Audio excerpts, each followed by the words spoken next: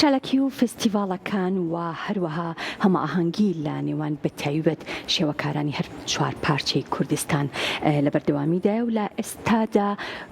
و لە ماوەی ڕابردوودا سێهەمین فستیڤاڵی هونەری شێوەکاری لە شاری سنا بەڕێوە چوو کە تایدا چەندین هونەرمەند و چەندین با بڵێین شێوەکار تایدا بەشدار بوون.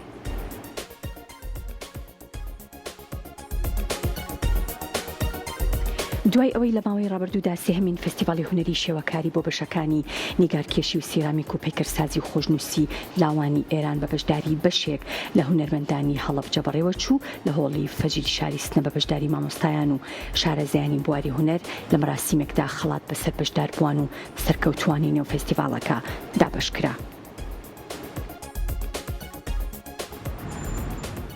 يا أيها الساقي أدر كأسا وناولها تزانی رود اود اول چه داوید سرود اول مهرجانی شوکارانی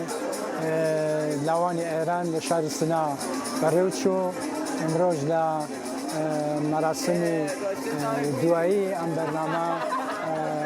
جماعتی که زور ل شوکاران و هنرمندکانی باشه جورا جورکانی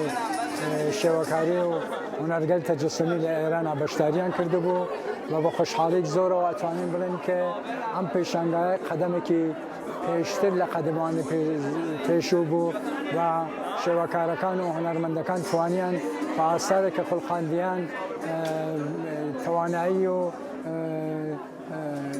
قدرتی خویان لم بواره کارا نشان بدن.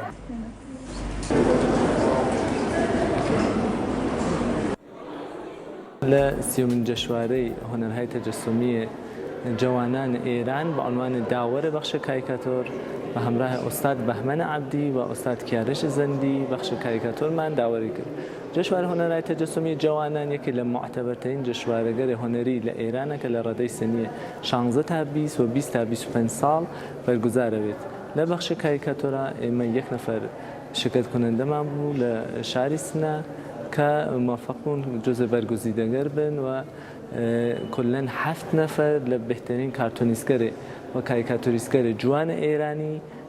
ل ام جشنواره لبخش کاریکاتور شرکت کرد.